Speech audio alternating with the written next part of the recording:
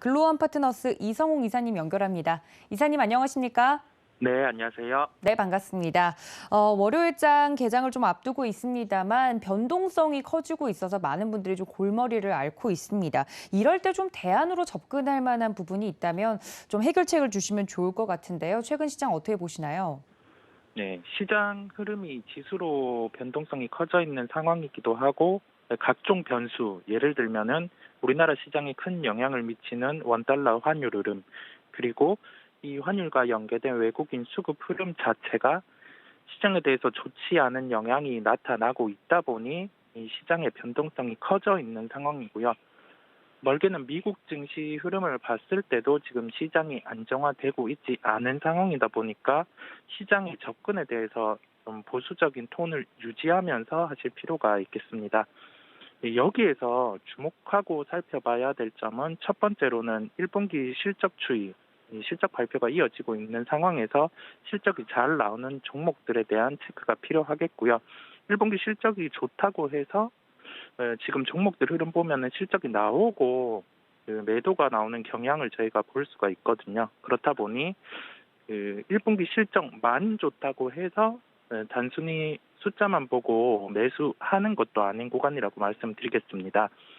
이와 연계해서 그 성장 업종 중에서 1분기 실적뿐만 아니라 2분기까지 연속되는 분기 실적을 낼 수 있는 업종에 주목이 필요하겠고요. 그 연속적인 실적이 날 수 있는 업종 같은 경우는 저희가 4분기부터 실적이 좋았던 기판 업종을 예로 들 수 있겠고요.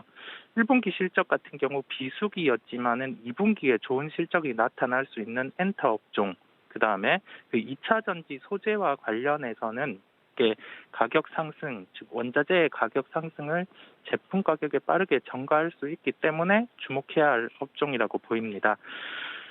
지금의 환경의 파악이 중요하겠는데요. 인플레이션 환경인 상황에서 지금 아직 러시아, 우크라이나 이슈의 공급 부분이 해소가 되지 않았습니다. 그렇다 보니 이 환경이 지속될 가능성이 높겠고요.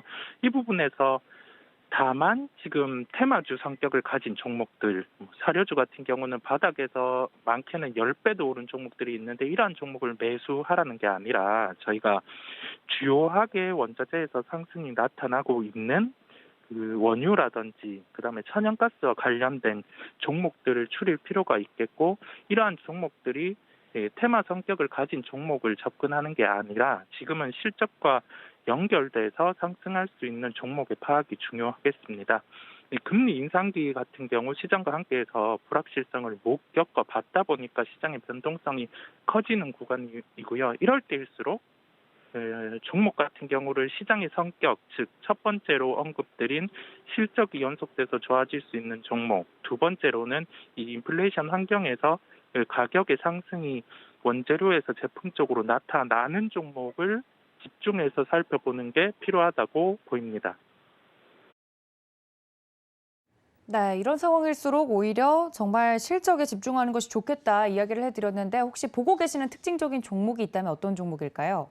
네, 특징주로는 S-오일을 말씀드리겠습니다. 주말간 그 사우디와 관련해서 아시아에 공급하는 그 원유의 가격, 그 마진 자체를 낮추는 부분을 언급을 했는데, 이 부분에 대해서 그 유가의 변동 자체가 또 커질 수 있는 요인, 그 상승으로 커지는 게 아니라 약간은 하락의 요인으로도 잡을 수 있겠지만은 이게 큰 영향은 미치지 않을 것으로 보이고요. 그렇다 보니 저희가 유가의 흐름을 비추어 봤을 때 지금 배럴당 110달러 수준으로 다시금 상승을 해 있고, 미국 시장에서 그 이러한 변동성이 큰 그 변동성 자체가 하락으로 큰 시장에서도 에너지 업종 같은 경우는 52주 신고가를 나타내고 있거든요. 그렇다 보니 현재 국면에서 헬스오일 같은 경우는 추가적인 주가 강세가 나타날 가능성이 높겠습니다. 이 구간에서 매수를 해서 목표 수익을 얼마를 두고 그런 접근을 하기보다는 지금 주식 비중이 높은 구간, 60% 정도 주식 비중을 가지고 있다고 하면은 인플레이션의 대안으로 S-오일을 접근 가능하겠고요. 이거를 또 지금 시장이 좋지 않은 상황에서 비중을 30%, 40% 이렇게 크게 가져가기에는 부담이거든요. 그렇다 보니 종합적으로 봤을 때 시장은 변동성이 커질 수 있다는 점, 이러한 시장 안에서 인플레이션 환경, 그리고 환율이 이 시장을 촉발하고 있다는 점에서 주식 비중이 한 60% 정도 이상으로 높으신 분들께서는 인플레이션에 대한 즉 해지 수단으로 S오일 같은 경우를 접근 가능하겠습니다. 네, 관련돼서 첫 번째 이슈와 관련된 종목 S오일 이야기를 해드렸습니다. 유가 최근에 또 변동성이 커지고 있는 가운데 이 부분을 또 체크해 보시는 투자자분들에게는 S오일 말씀을 드리고 있으니까요. 특징적인 종목으로 챙겨가 주시면 좋을 것 같습니다. 자, 두 번째 이슈 바로 만나보도록 하겠습니다. 앞서서도 계속 이야기를 했지만 주간 증시 일정을 보면 미국의 4월 소비자 물가 지표도 발표가 되고 새 정부도 들어서고 있는 이 중에 저희가 좀 체크해 봐야 될 다른 일정들이 있다면 함께 봐주시면 좋을 것 같습니다. 네, 주간이 시작할 때는 저희가 통상 일정에 대한 체크가 필요한데요. 이 부분에 대해서 먼저 말씀을 드리도록 하겠습니다. 주요 일정 같은 경우는 1분기 실적에 이어지는 측면이 있겠고요. 그다음에 주요 이벤트 같은 경우는 현지 시간으로 월요일에 러시아 열병식이 있습니다. 여기에서 종전 선언을 할 수도 있고 아니면은 추가적인 전면전의 확대 가능성이 있다고 하는데 저희가 뚜렷하게 이 부분에 대해서 종전 선언을 할 수 있으니 가능성을 두고 매수에 진입한다. 이건 아주 어리석은 판단이고요. 시장의 이벤트에 대해서 지금은 불확실성이 주도하고 있기 때문에 확인을 하고 갈 필요가 있는 이벤트라고 보입니다. 화요일에는 새로운 정부 대통령 취임식이 있고요.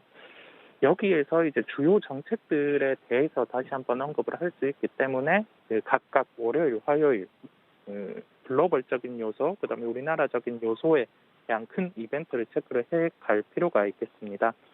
1분기 주요 기업 실적 발표로는 오늘 월요일에는 CJ제일제당과 현대이지웰이 있고요. 이 두 기업에 대해서 실적이 좋아서 접근한다. 이러한 사고보다는 지금 1분기 실적을 체크해 갈 필요가 있는 종목이기 때문에 말씀을 드리고 CJ제일제당 같은 경우는 좋지 않은 실적일 가능성이 있습니다. 다만 여기에서 그 음식료 업종 중에서 원재료 부분 자체가 어느 정도 늘었는지, 그다음에 여기에서 그 CJ제일제당이라는 기업은 다음 분기라든지 그 하반기에 음식료에 대한 부분을 어떻게 인식을 하고 얘기를 하는지 그 부분이 음식료 업종에 투자함에서는 중요하기 때문에 체크를 하고 갈 필요가 있겠습니다. 네, 그럼 말씀을 들어보면 이 두 종목 중에 특징주는 없는 것 같은데 관련돼서 볼 만한 특징주는 어떤 종목일까요? 네, 현재 특징주로는 정부 정책과 관련해서 한정 기술을 말씀드리겠습니다. 이 원전 같은 경우는 이번 정부의 주요한 포인트라서 제가 언급을 드렸고요. 글로벌 원전 수주와 관련해서 수혜를 볼 가능성이 존재를 합니다.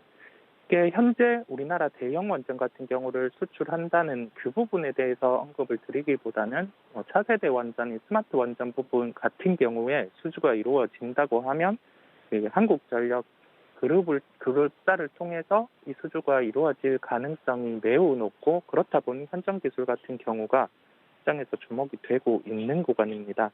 다만 시장의 흐름을 고려했을 때 주요 가격 같은 경우는 8만 원 초반에 접근을 하는 게 나을 것으로 보이고요.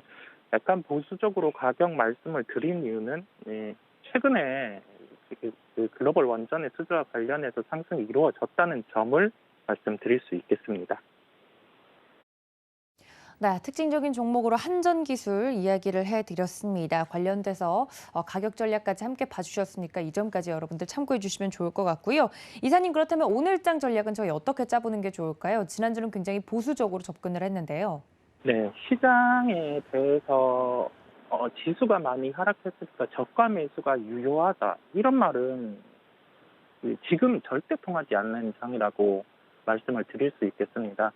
저가라고 생각을 했을 때 한 단계 더 지수가 레벨 다운 되는 걸 저희가 확인을 할 수 있었고, 그다음에 각 종목들의 흐름을 본다고 하면 우리나라 삼성전자, 네이버, 카카오, 시가총액 상위 종목들, 그다음에 중소형들 이제 실적이 잘 나온 기판 업종, 엔터 이런 쪽까지도 주가 자체가 저희가 생각했던 밸류에이션의 하단, 하이브를 예로 들면 한 10조 구간 이 정도까지 와 있기는 한데 적극적인 매수, 저가 매수의 유입 같은 경우는 이루어지지 않고 있어요. 먼저 외국인 같은 경우는 매도의 폭이 줄기는 했지만은 매도가 이어지고 있고 기관 같은 경우는 지금 뭐 시장을 관망하는 구간으로 보이거든요. 왜냐하면 이 수급 자체가 객관적인 측면에서도 뚜렷한 유입이 안 되고 있기 때문에 수급적인 측면에서도 조금 불안한 요인이 있는 것으로 보입니다. 이런 점을 종합해 봤을 때 지금 시장에서 단순히 저가 매수보다는